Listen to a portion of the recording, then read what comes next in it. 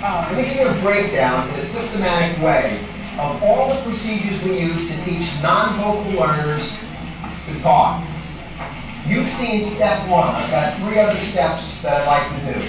Step 1 is pair signs and words during man training. In other words, if you've got a non-vocal learner, the first thing you do is you start with sign language and you do manding, much like you saw in the videos.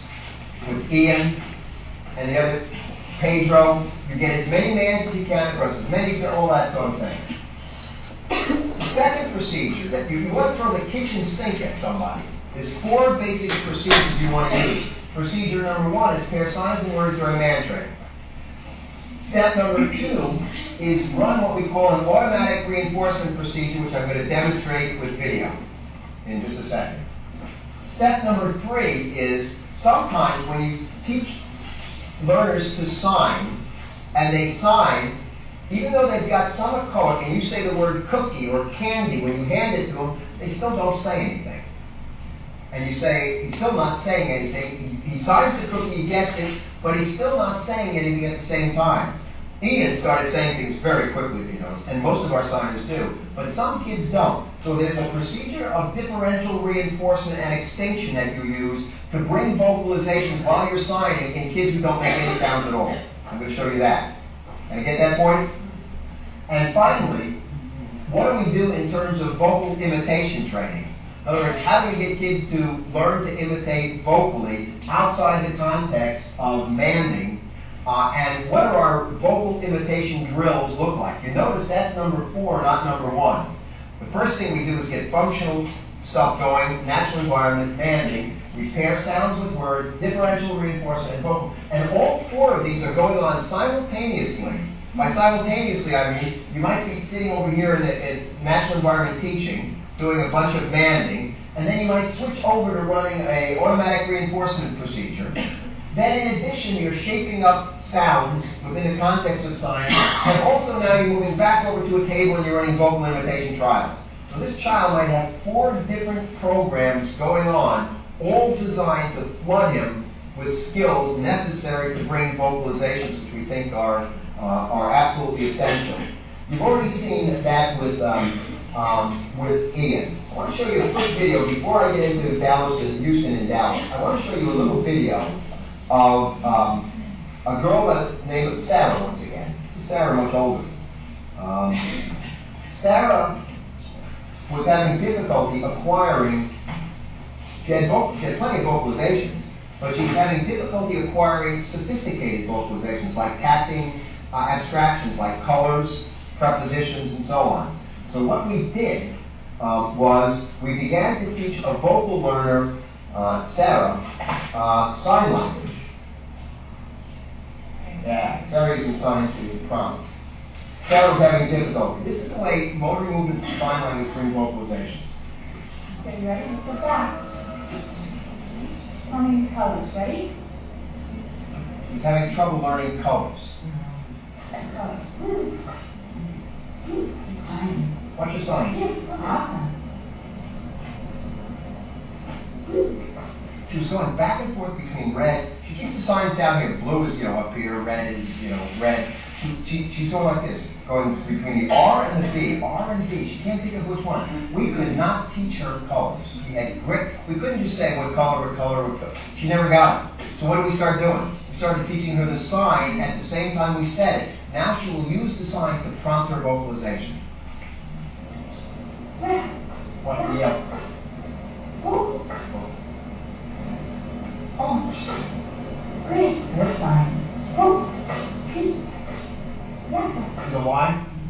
Orange. Orange. G. Great. And you're kind of searching for the sign. Let me sign for red. Sign red. Sign red. Awesome, Josh. Look at that. Awesome. That's an ironing board. All of her tacks now are taught with signs, despite the fact that she's vocal. Ironing board. Notice she says the word after she signs it. Yeah, there's that.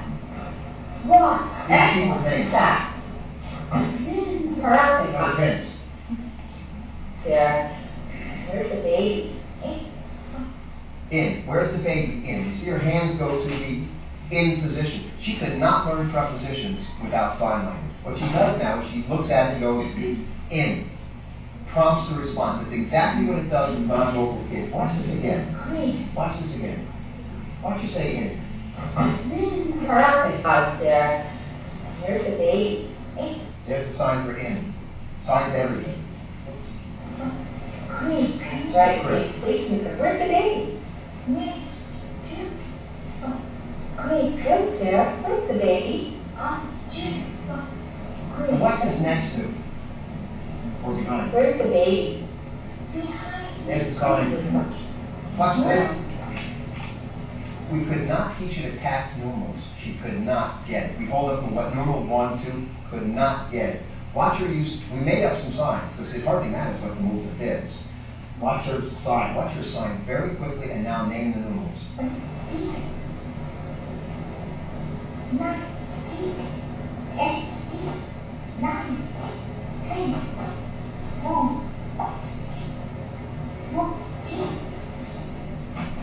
Your hand.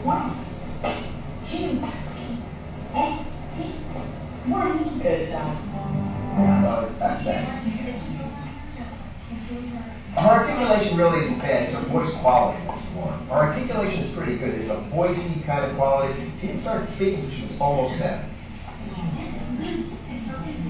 Yeah, right. That's what I was going to ask you. Do you have any luck, or does anyone here have any luck dealing with that kind of abnormal intonation thing? I don't have any luck in fixing it. Practice sometimes can overcome it. But, you know, at the point at which you've gone from a non-vocal person to somebody who everybody can understand what she's saying, it's probably, yeah, exactly. That's my thing. Sometimes you put so much effort into those voice quality sort of issues, and intonation and breathiness, that you actually, it detracts you from some of the other issues. You've got a functional communicator. Now, it certainly sounds different, but a lot of Sarah's repertoire is going to make her look different. It's not going to be just her voice quality. That, boy, if you change the voice quality, nobody would know there was anything highly unlikely to occur. She's very functional. Everybody understands what she says. We ran through an inventory of coax on her using the Kaufman kit, and she makes almost no articulation errors, interestingly enough. Almost none. Some typical substitutions and some typical omissions. Yeah, exactly. And people understand it pretty well, but they're really a voice quality, intonation sort of problem that's there. I usually, I mean, maybe people do things with it. Most of the people that I work with, we kind of decide that you leave it alone and it's not worth it because you run into more problems. I want to leave you with that. I'll go into Houston and Dallas. What we've talked about so far is pairing signs with words, and you saw all that information. You saw all those videos of kids doing that. For those of you who are interested, beginning on the next page, I guess it's page 5, you see there that there are 3 ways that this method helps you develop vocalizations.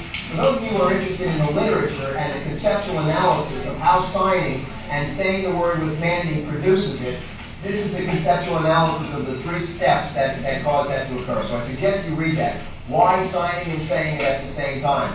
One of the big advantages of signing and saying the word at the same time in the delivery of the reinforcer is due to automatic reinforcement. In other words, the word becomes a conditioned reinforcer. I like hearing the word. So how can I hear the word cookie in my ears the easiest when I want it? Say it myself. That's why manding with sign language and non-vocal learners starts to literally shape the vocalization. There have been many studies that have demonstrated. The motor movements, I showed you Sarah. The motor movements are one other part of that, okay?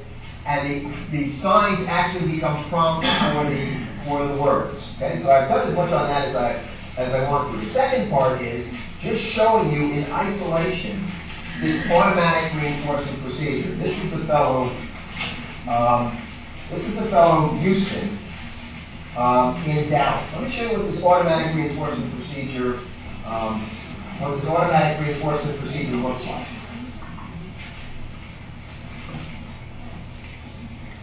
Yeah, here's Houston and Dallas with Sean. Okay, what's going on? Houston and Dallas with Sean. Here's there's Houston there. This is teacher Sean. This is classrooms that we've had, media classes we've had set up in the Dallas area for about 6 years now, actually. I've been working with that school. Let me tell you what's going on here. She's saying, "Buck, buck, buck," and delivering a French fry. Houston is a child with autism. He had recently come to the district from California. He had no form of communication. He babbled some sounds. He had a very, very weak echoic repertoire. So we were teaching him sign language.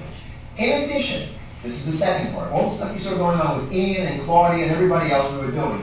In addition, we were sitting him down for a period of time each day and delivering just sounds to him. Buck, buck, and delivering a reinforcer right after it. Buck, sometimes 3 times, and delivering. We were trying to correlate sounds with reinforcement so that the sounds would become conditioned reinforcers. And therefore, he'd like to hear the sounds, and he might, in fact, start producing himself. You could sit down with Houston for hours and say, "Buck," and you'd never get one. He would not imitate. He couldn't imitate. But so instead of making him imitate, we just say, "Buck, buck," and deliver a reinforcer. Most people would think, well, he'll never say anything. Why would he? You're getting French fries for not saying a word. Why would you ever talk? What happens is the sound gets correlated with reinforcement. I like hearing the sound. I start to use the sound as a form of mandate. That's why this procedure works. Most people would think, they'll never talk that way.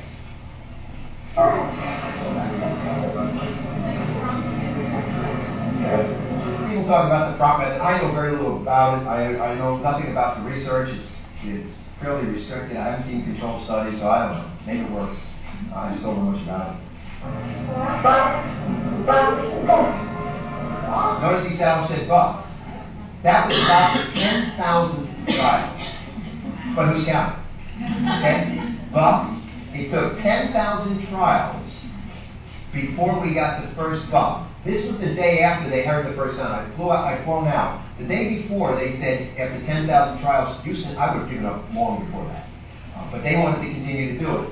He said, "Buck." They said, "He's now saying buck on a regular basis." They called me. They, in fact, said, "Here, have a conversation with Houston." They put him near the phone and they said, "Buck." Houston said, "Buck."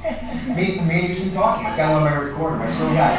Houston's first echoic. So I flew out the next day in order to kind of shape the procedure from here. I was on retainer with, I still am, with the district. How did he get his reinforcement before? How was he prompted and motivated if he couldn't say the sound? Because the sound, he would make some sounds, but not the buzz sound on good. What's that? Any sound he made, then he would get a reinforcement. No, he wouldn't have to say a thing. Buck, buck, and I get he'd say nothing. For 10,000 trials, he never said buck. All of a sudden, he started to say, "Buck, buck." What did buck start to mean? French fry. But notice this is different than sitting there and saying, "Buck," or a French fry now, you don't get one. That guy would have been screaming and tantruming all over the place. We don't 400 pounds now. Well, 1,000 French fries later. oh yeah, no. He's had a few French fries. He's now a good talker. Now his fasting cholesterol is 450. His fasting is 450. However, he's going to be able to tell his cardiologist why. That's the good news. He can talk. I'm not sure I'm going to get through everything if I answer a lot of questions. I'll answer real quick, but I want to get through a lot of stuff. Why wouldn't you have made him sign for it instead? Part of we were having a man for all kinds of, like the French fry. But why wouldn't you have him, what was she giving him there, cookie or? French fry. French fry. Why wouldn't? Yeah, we would have, and we were. We were having a man for lots of things, but we reserved the French fry because I wanted to see if I could get him to echo a little bit. He was manning for lots and lots of things. This is in addition to it. Remember, step 1 is you do all that stuff. Step 2 is you sometimes sit him down and do this, real quick. So if you're reserving the French fries for this, We wouldn't have a man for him. right, I understand that, but how do you know that he wasn't saying "ba" and thinking that was the term from French? He was, yeah, absolutely. That's not a problem. I'm going to change that. You gotta change I want to first get him to be able to echo something. Then I'm start to have him say "muck," for a French fry. Okay. In other words, I start to get all kinds of sound. All I want to do is establish that if I talk, you talk. I want to get this guy to start repeating words.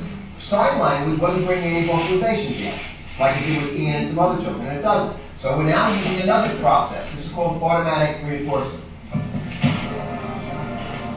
Now this is the same thing that happens when he signs and says cookie and gets it. The same process, but we're running thousands of trials compressed with easy sounds. How do we sound? Choose buck, but it's an easy sound, plus it also was a sound we heard in battle. So we tried to use sounds that we knew. He's doing all the signing, he knows buck is not French fry. Well, but we never taught a sign for French fry. But you'll actually see it. Watch this. He's going to start to say "ba" as a man. Watch this. Start to say it. It took about a month or so before we got this. Watch what happens here. Notice he didn't say a word. He's still getting the French fry anyway. He's still getting it. We're still trying to correlate it. But you notice he's now starting to, he never said any sounds. Suddenly he's starting to make sounds that were correlated with reinforcement. The good line of research that shows that this procedure can be effective. I recommend that you do this with people who kind of know what to do. This guy is getting a ton of natural environment teaching, we're signing for all kinds of stuff, and we're doing this part of the time too. Get the idea, we're throwing a kitchen sink there. These are 4 different procedures that are all used simultaneously in order to teach this skill. This is in heaven.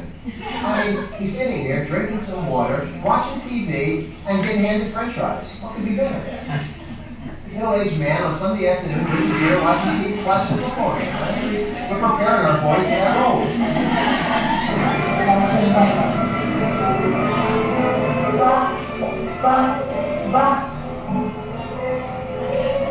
He thinks, "Hey, Sean."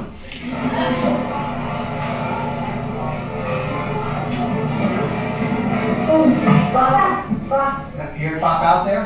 Yeah, pop it. So, as soon as she says it, what I start to do next is, as soon as you hear buck, start to deliver, almost act as though it's kind of a man. Then what we start to do is, when he says buck, we don't give it to him unless we say buck. We bring it under a co-ed control. We get it nice and strong, and then we teach him. Don't say the word until I say it. We're starting to get some sounds from it.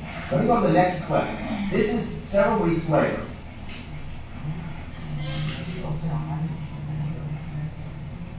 Hold on 1 second. This is several weeks. We've now done we've done a bunch of sounds. We're now starting to get some sounds. We started to throw some words in. This is a 9-year-old and never said any words. Is now saying words clearly. We thought it was remarkable. It's a good line of research to support the effectiveness. Watch what happens now, please. When you got him in a chair, you can now teach him to spin. He absolutely loves to spin. Never gets dizzy. You can spin some of these guys forever, and they're just sober as a judge, so to speak, when they stand up. They can walk perfectly, despite the fact that any one of us would be falling over from this much spinning. Love it, Sean.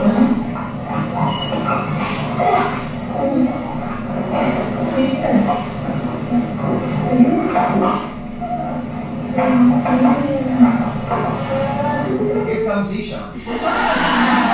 Zishan wants a little spinning too. Well, who wouldn't? Watch Zishan. It's kind of like, wait a minute, Zishan, we're working with, watch somebody bring a hook in, just going to yank them out. Watch it. Whoa! Let me back it up so you can hear Zishan's character. Let me back up so you can hear who's going to say spin. There's Zishan. Ignore that. He's now making vocal approximations to every word. We got about 5 different words under a co-ed control using that automatic reinforcement procedure.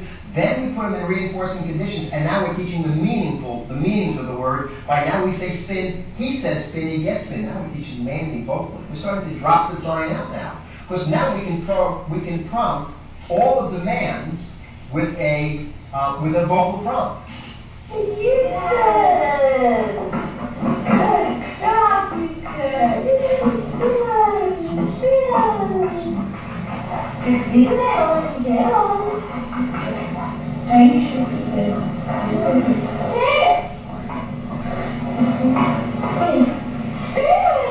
Said it on his own there with no prompt. Now we got a spontaneous. This is a 9-year-old guy who had never talked. Let me show you the next clip. Yeah. Before you go on to the word, as a language pathologist, I'm interested, how far did you go with shaping the sounds consonants and syllables before you went on to the word? Yeah, we didn't do much. What we got was, after we've got somewhere about 5 to 8 different sounds, easy to make sounds, we then started to introduce words. What we got was a generalized imitative repertoire developed. We learned, say the same thing as that person and good things happen. After we got about 8 sounds, we started to introduce words, and we started to be able to get words immediately from it, which is very good news. Now we see that with some other kids. Not every kid will develop this, but we see that. I'll show you when we do step number 4 with Kaufman, how we shape through the syllable forms and the word shells, how we shape through it in some kids. With automatic reinforcement with him, we were able to produce the effect very, very quickly in a few months and get a very good echoic repertoire. Does that copy or do you have a different type of recommendation for what type of order for you When have? I get to step 4, it's still step 2. When I get to Kaufman, I'll talk about that. Yeah, I got an order that I go through. I'll show you. Okay. Cry, good job, good yeah, I'm sorry, okay, I think oh, yeah, I want you to hear what he sounds like a few weeks later.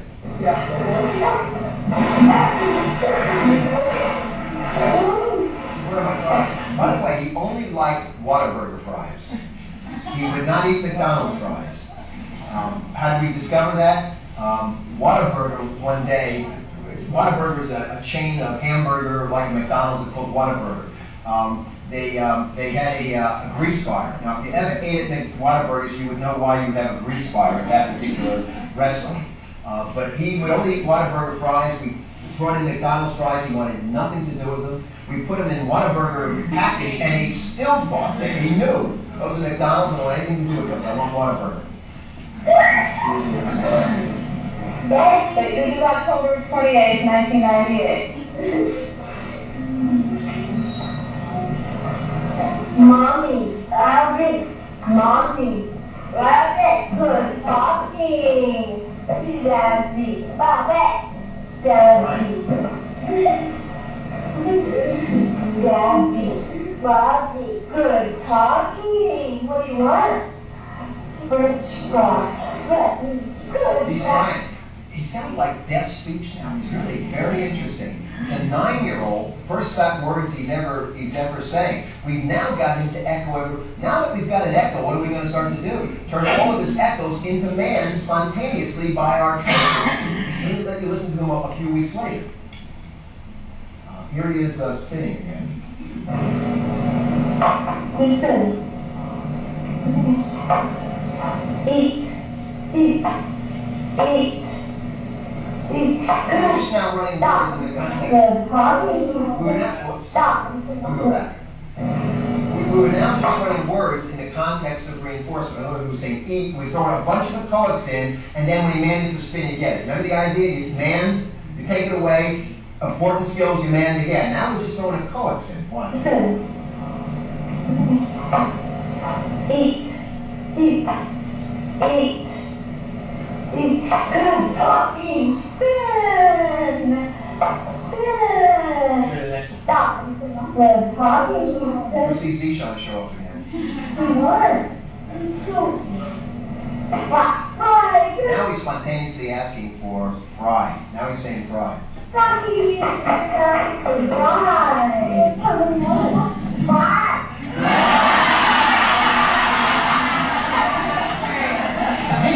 Zishan is always around the action. Like a good basketball player. He's always around the ball. Right. Zishan has good vocal repertoire.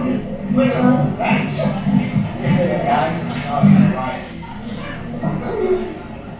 And here it is Eastman several weeks later.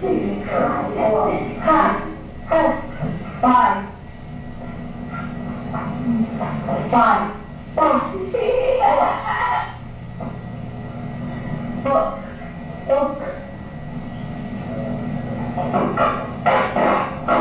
Movie. Play.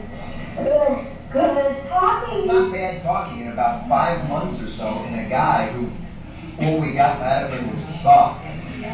Now we've got Now we get, after 10,000 trials, now what do we get? Every new word we present, we get a very close approximation. What we developed in Houston, which is interesting, is a very good spontaneous manding repertoire.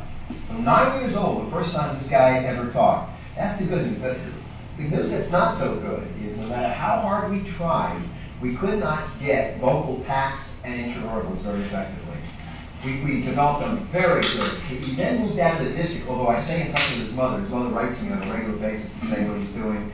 He moved out of the district where I consult to, but his mother just wrote to us just recently and said he continues to talk, he's improving, he's got a great manding repertoire, problem behavior's gone down, we toilet trained him, but we were not able to develop over about a year's period of time before he moved to another district, and I lost track of him until recently.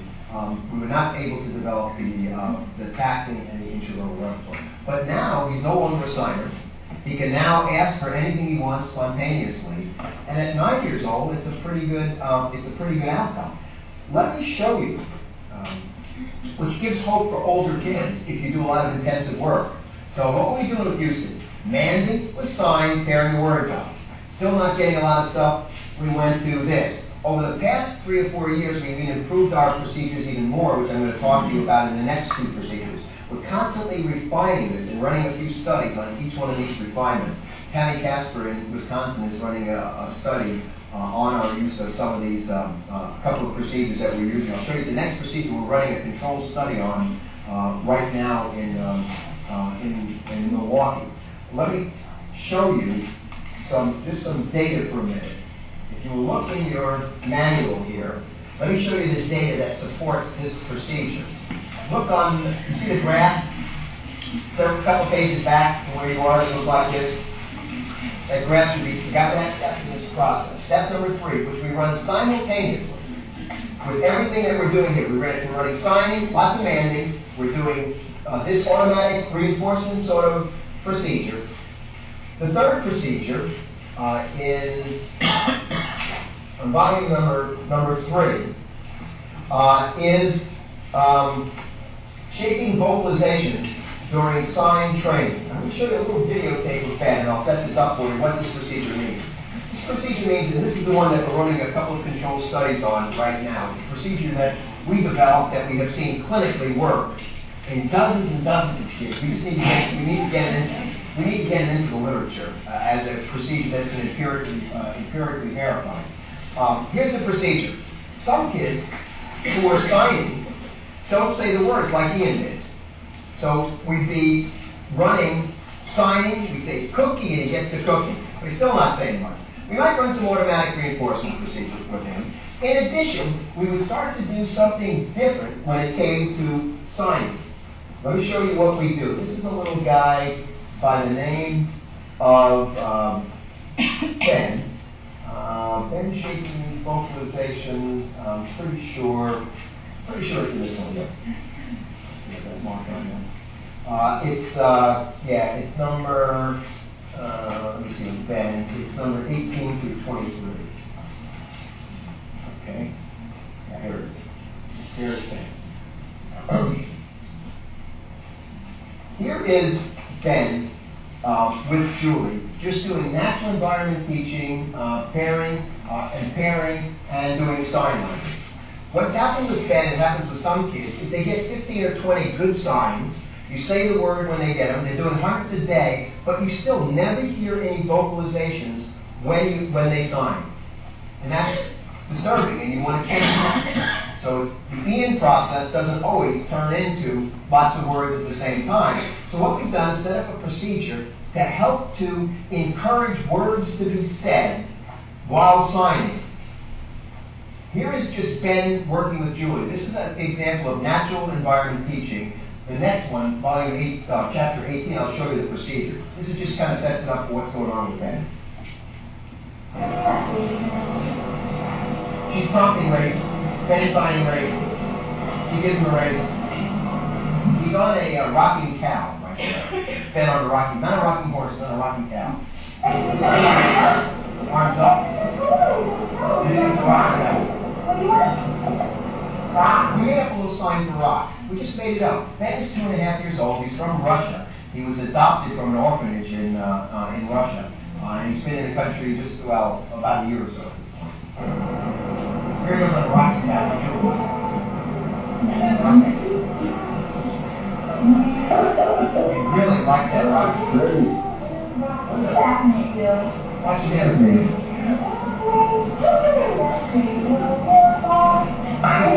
He's out of the hospital now. And the neck brace is off. He's feeling much better. His language is coming along nicely. Now it looks like this would be a little rough riding, wouldn't it? The rougher the better for Ben.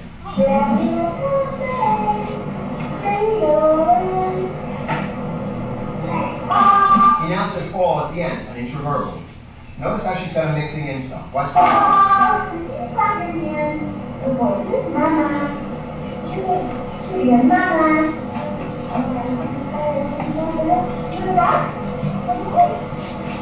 Notice he's making absolutely no sounds when you're teaching him the sign. Okay, let me go to the next chapter.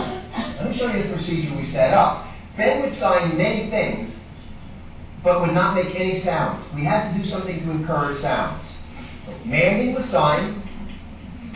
Automatic reinforcement procedure potentially going on. Here's the third procedure called differential reinforcement. Watch what we do. Yeah,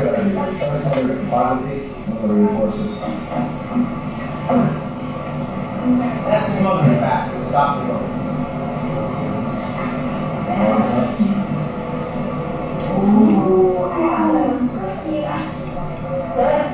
Notice no sound. It sounds cookie, but no sound.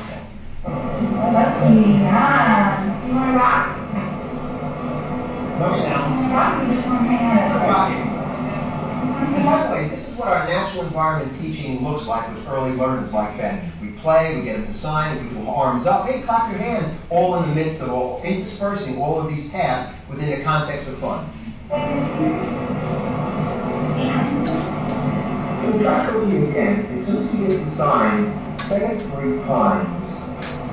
This is kind of what our evaluations look like when somebody brings a team and their child. I have the team work with them, we'll work with them as well, but Julie is so experienced that I have Julie working with him and knows him so well, and we'll just be trying out different procedures. And once we refine the procedures, then we'll train everybody to run those procedures as a part of the ongoing program. So this is kind of what evaluations look like. Say it 3 times, cookie. Wait a second, cookie. I don't think you get any more sounds out of it. Sam, you want a cookie? Cookie, right? Cookie? You say cookie. Good sign. 3 times. I don't know the EO. Yeah. Do it again where you kind of, you get EO, and you say cookie, wait for him to say something. No matter what he says, just repeat it again. I just want to hear what he says. Okay, so there's cookie, and you give it No, not that way. Cookie. Yeah. Right.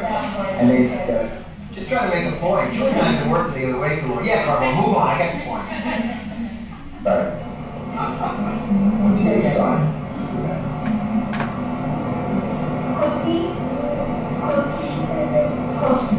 Hear a little sound. You hear his mother's head nod. Yeah, we got a little bit of sound. In other words, if he signed cookie, and we said cookie and delivered it, you never heard a sound.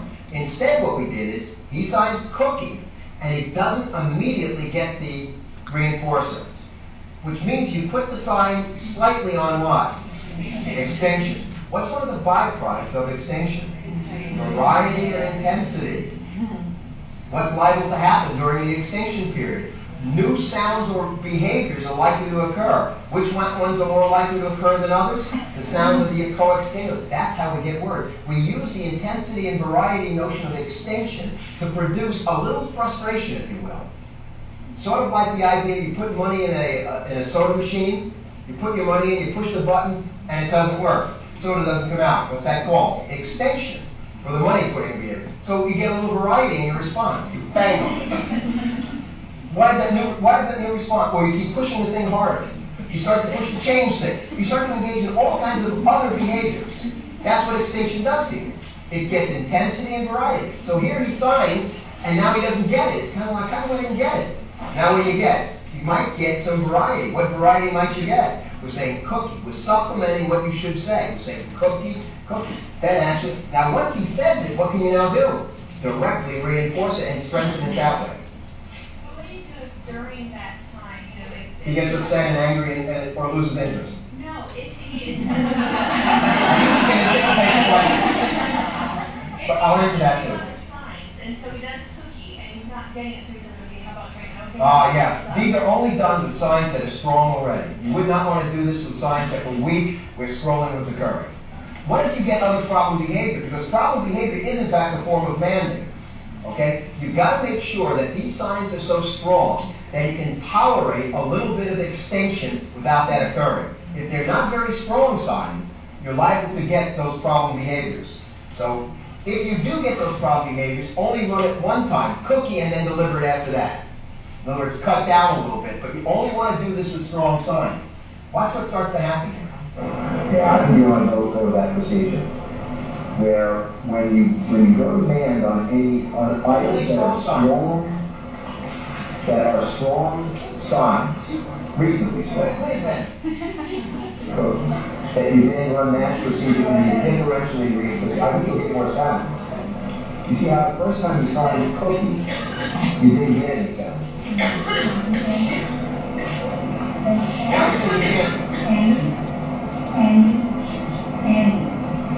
He signed candy and he still didn't get a sound. You deliver it after the third time anyway. If you don't deliver it after the third time, you're going to extinguish the sign. So a little bit of a delay is okay and a strong one. In addition, if you don't deliver it after the third one, you keep saying, now, say candy before you get it, you're going to extinguish the sign, put it on extinction, it's going to go away. And in addition, you're going to encourage other members of the response class of manding for candy to come out. The old ones, slapping in your face, trying to pinch you. Those are old members of the same response class. Old in the sense they've been replaced by candy. We used to slap people to get candy. Now we science candy to get it. Those old members are going to pop up due to variety. You go to the members that are already there. So we're looking for a variety within the context of vocalization.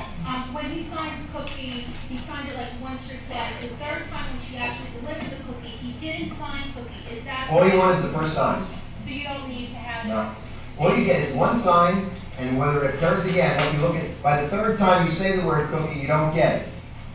You give the reinforcer anyway. Because when you give the reinforcer anyway, what behavioral independent variable, behavioral phenomena have you taken advantage of when you say cookie, cookie, cookie, and deliver it anyway? Automatic. See how you're still getting something. But most people would say, he didn't say it. How is that ever going to work? Why did Emily say movie and why did Houston never say bug? People overlook that procedure. There's a long line of, not a long line, there's a line of research on that issue of automatic reinforcement that people just plain have not read. And it's really there in our literature. When you mentioned plug in the science of cookies, Yeah. so you would model it, you would have him do it. Right. You were just, I think it was that little boy, I don't remember his name, with the cookie from Puerto Rico. Like you just said it once, but now with this you're doing it 3 times. Yes. Is it and I understand why, but is it a bad thing when you initially teach a sign? You just to like, could you say it while you did it? Absolutely. Say it while he does it, and then when he hands it to him? Say it as many times as you want while it's being delivered. Absolutely. The more you say, like, cookie, good one, the cookie. And I keep other words out of there. Just cookie, cookie. And even when he's chewing on it, cookie. Mainly because as he's tasting it, the reinforcing effect, you're saying the word with it, you're getting that single sparing. Yeah. Delivered by the third time, the candy, by the third No, time. so you're not hearing any candy. Candy, by the third time delivered anyway. You're not hearing the word candy. Watch what happens. Don't get it, you run an automatic reinforcement, we're going to want that thing. If you didn't get it the first, what you're going to start to hear is words and sounds more often. Try that cookie again, Joe. If you have any else. This is a rocking cow. We call it rocking cow. I don't know how to do it now when I get into that. Still you understand.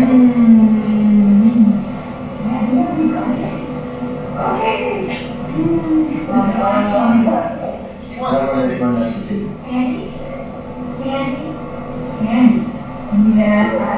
You still don't hear anything yet, but you're right by the third time you deliver. Watch Starting what that procedure on all the strong names. Okay, I think you're going to get more sound. And if he says the word during the treat or taste because you give to him, Yeah, any one of them is better than what you heard previously. or at least meets the criteria you have set, then differentially reinforce. And as a team, I'm going to ask you to, once you're, What happened there? Who's the sound? Hold on one second. to change your differential reinforcement. Yes. Slow sound. You have to keep doing it. But you notice the motor movement, that's good, because it's going to help to prompt, like it did with Sarah. The motor movement helps to prompt. Watch what You have to happens. keep doing that. That motor movement's going to help. Watch what happens.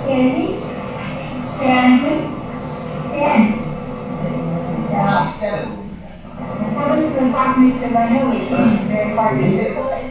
Yeah, you It get is a very hard word for him to say. They haven't heard him say it.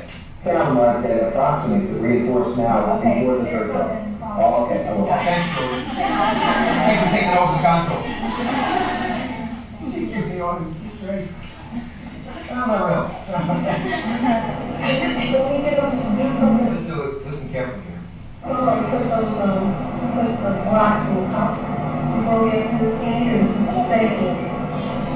Candy, clear.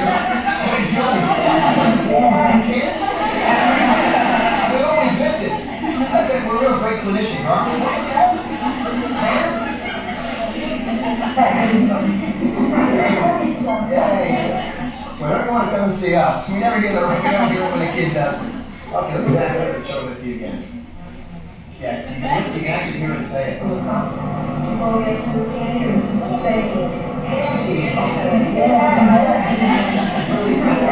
Yay. Now we get the word, and notice it occurred at the same time as the sign. That procedure seems to be pretty effective. We're running some clinical trials on it now. I think the data are going to be in the right direction. I can't imagine that when we run it across too many kids, it takes the advantage of extinction and differential. Now he says it, now we can reinforce it directly. Automatic reinforcement and extinction, or it produces that effect. A combination of extinction for the sign and automatic reinforcement trials would produce the likelihood you get more. Now when you get it, you deliver it. You see how much better that is than holding out and saying, you don't get it, you signed it, but you don't get it until you say it. Now come on, Candy. What happens after a while? The guy gets so frustrated, he says, the heck with it, I'm done with it.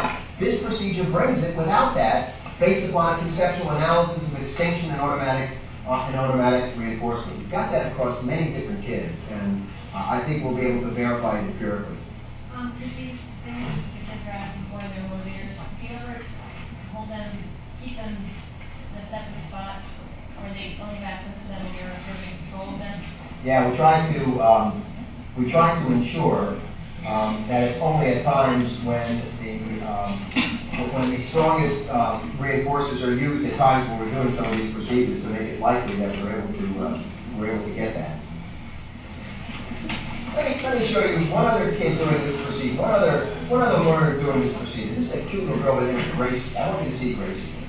This is running the same. Before I go to the cough and stuff, we'll be able to be done by 2:30. Take a break. I want to show you Gracie with her mother.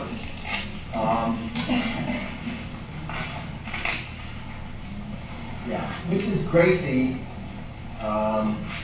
This is Gracie with her mother. Let me see exactly where that is. Volume 3, I'm going to do the case study section. Oh, here it is, right above here.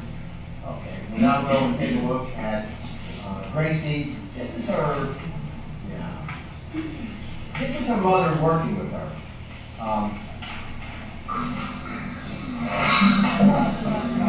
She's a surgeon in New Orleans. We've trained her. She's been to a lot of our workshops. She's working with Gracie. Gracie's really an adorable little child, about 2.5, 3 years old. Look at Shirley Temple. Gracie has almost no vocal verbal behavior. We're doing sign language with her almost exclusively. And we're pairing up reinforcers, pairing up words with reinforcers. What she does. Way to go, Gracie. You're not there after this.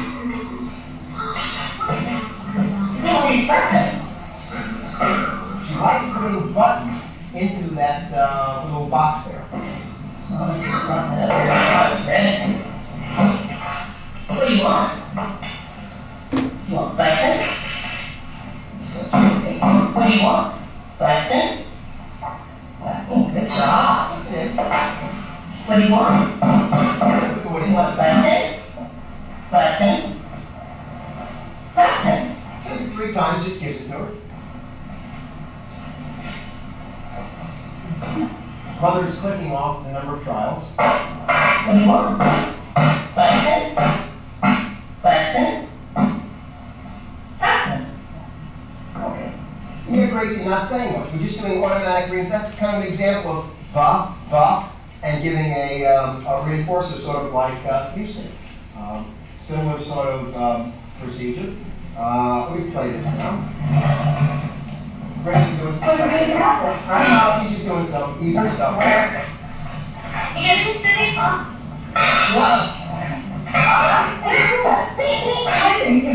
a baby.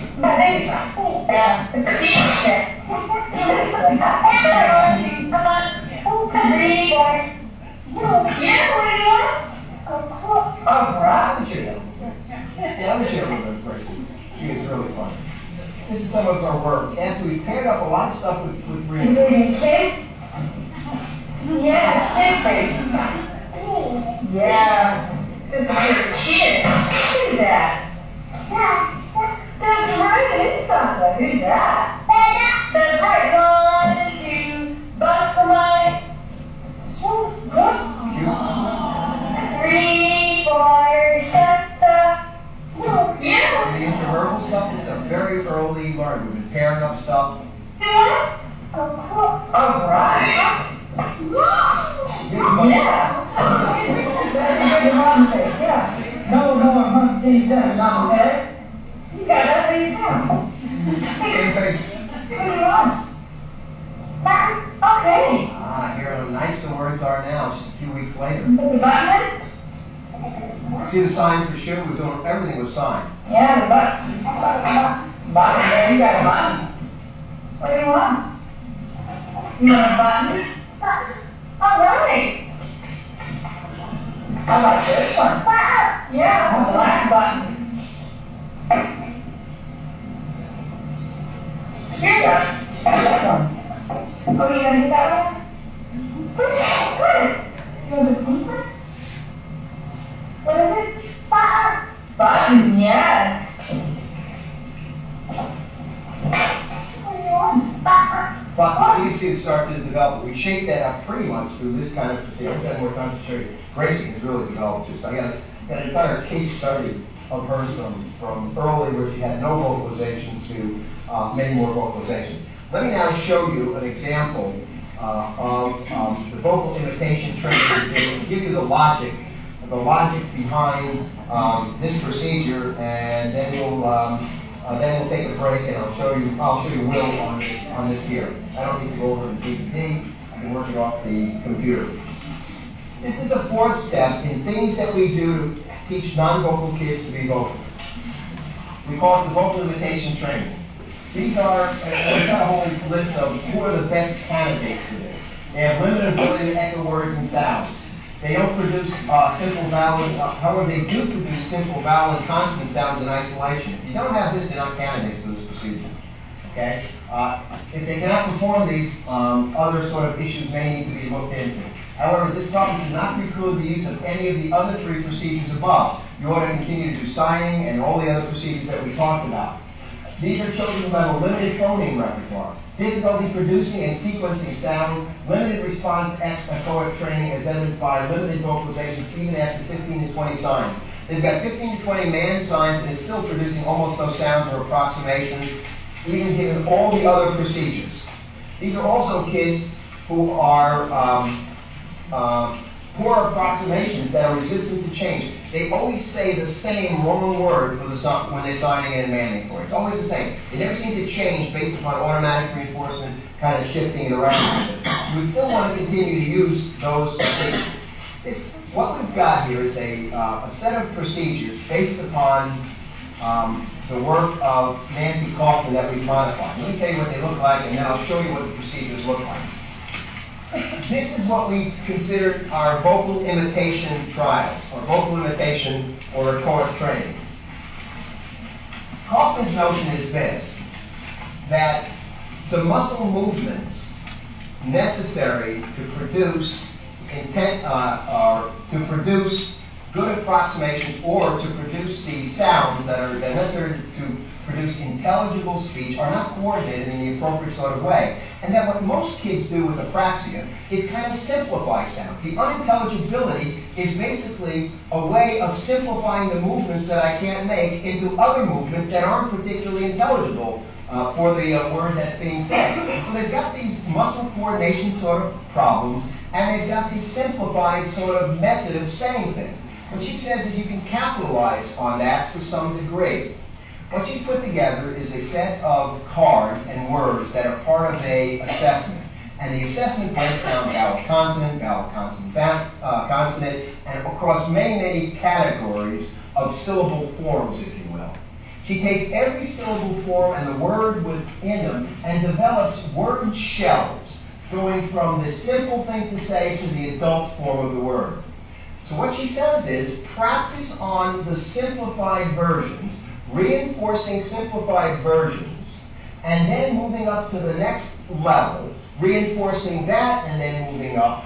In other words, these are the sounds or the words that you ought to choose across categories or syllable forms that you ought to choose once you've done an assessment. And the Kaufman kit provides you the assessment materials you need. We've kind of modified it a little bit. I'm not going to hand that out because unless you buy the kit, I've kind of agreed with Nancy, unless you buy her kit, we're not going to give you, I don't want to sell a modified form of copyright issues. You buy her kit and her assessment, then I'll show you I can't show it to you without that agreement from her in order to do it. We may develop our own kit for kids with autism. But what we've basically done is our assessment is basically taking the Kaufman cards and words and running through those words and assessing whether or not the learner can say those words and where the breakdowns occur.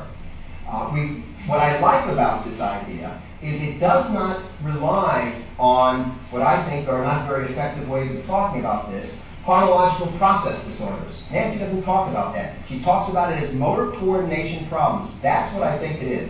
I don't think these are phonological process problems with kids with autism. I think they're motor coordination problems. And that's her approach. As you well know, there are as many theories about what apraxia is as there are people who treat it. Everybody's got their own idea of what it is. I think Kaufman has kind of hit on the right approach. I think what she basically says is the garbled words that you hear are ways in which children simplify the movements that they can't make, and what comes out is a garbled sound. What we have to do is straighten that out. And what we have to do then is break down words into what she calls word shells, and teach up the word shells from simple to more difficult, more difficult, more difficult, more difficult, the correct form of the word, tomato. So you would actually, when you are running your vocal imitation trials, based upon your assessment, if in fact you were running the word tomato, for example, as an example, you would basically start here with tomato and then mato, and you would move up.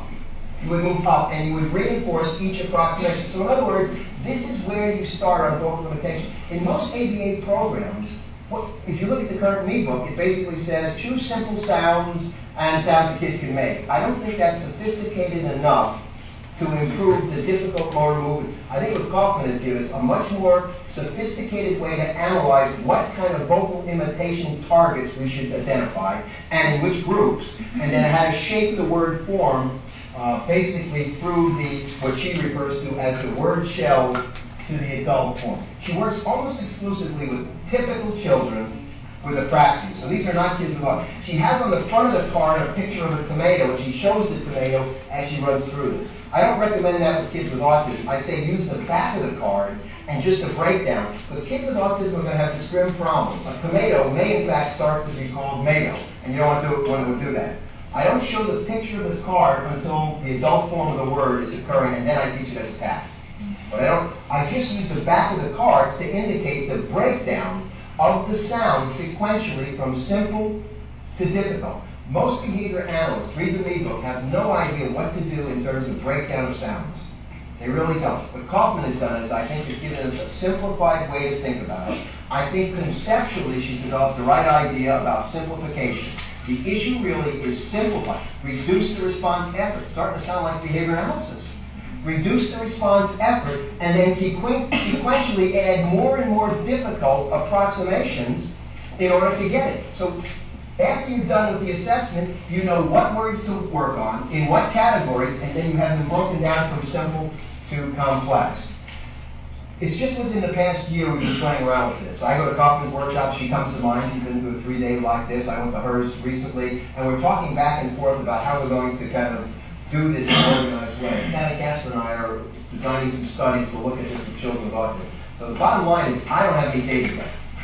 This is pretty much clinical sort of applications. It makes good sense, it's an interpretive analysis, it makes sense. I don't have any data to suggest to you it's any better than anything else, although I sure think it is, or I wouldn't be doing it. We need to run some studies.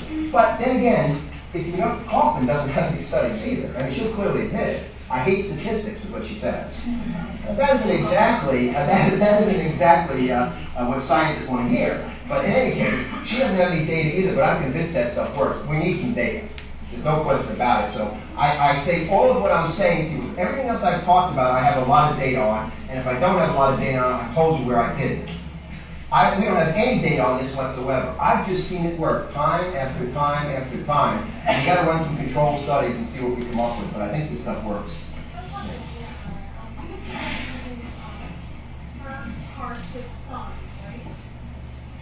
A child would be signing, but when we ran these trials, there'd be no sign involved. Okay, so it just separates on the code? That's right. These would be just nothing but code trials.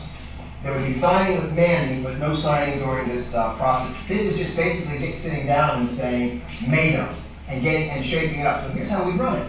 If this was one of the syllable forms that we wanted to shape, we would say "made-up," and when we said it, if the child approximated it pretty closely, we'd reinforce. What we recommend is "made-up," still don't get it. "Made-up," still don't get it. "Made-up," still don't get a good enough approximation, or don't get anything. What do you do anyway? We reinforce anyway. Automatic reinforcement. Then we run "made-up." But remember, this is not a child. This is a child who. This is the point at which, on the assessment, the articulation broke down. So this wouldn't be too difficult. This would be the next point up for this child based upon the evaluation. You wouldn't want to do this with somebody who has almost no vocalization, no vowel at all. So we'd say "made-up," and once we got an approximation, we differentially reinforce. When we get that occurring in a pretty frequent way, we go to the next one. Then we go to the next one. Then we go to the next one. What Kaufman suggests is there's many full words, adult form of the word, in every category. For example, CBC has many words. What she suggests, and I don't know if this is true, but what she suggests is if you teach all of those words and get all of those words to occur articulately, that new forms of the same word in the same category that you've never taught are probably going to occur with no teaching. You get response generalization. I think she's probably right. It makes sense. But I don't know that for sure either. So I caution you on this, but I tell you, I think her conceptual analysis of simplification, reducing response effort, and what we've done about differential reinforcement and automatic reinforcement suggests to me that this is the guide for where you start vocal imitation. Everybody's going to run vocal imitation trials. Where do you start? I think the Kaufman assessment tells you where, and her breakdown. Now, candidly, with you, and Nancy will tell you this as well, there is nothing, I mean, her materials are copyrighted, but anybody who's had training on how to break words down into syllable forms could do that. I mean, that's not unique to Nancy Kaufman. Most speech pathologists could tell you how to break down words into syllable forms from simple to complex. Not everybody's trained as much as others, but most can tell you. So it's not like this. However, she has copyrighted this set and this assessment, and we sort of have to live within that. I mean, let's take a look at a little guy. This is a little guy by the name of Will in St. Louis. I'll show you what it looks like to run these procedures.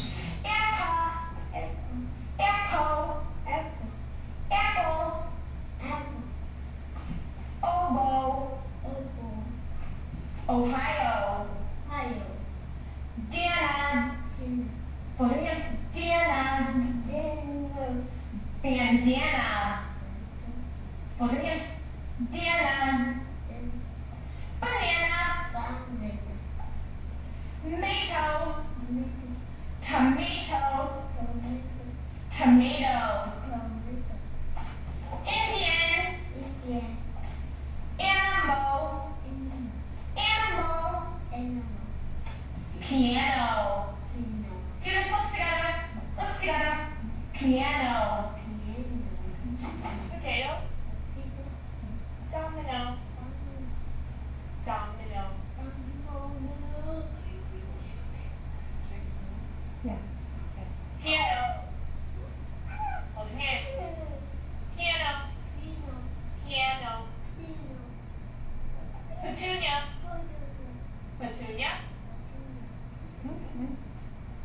Tomato.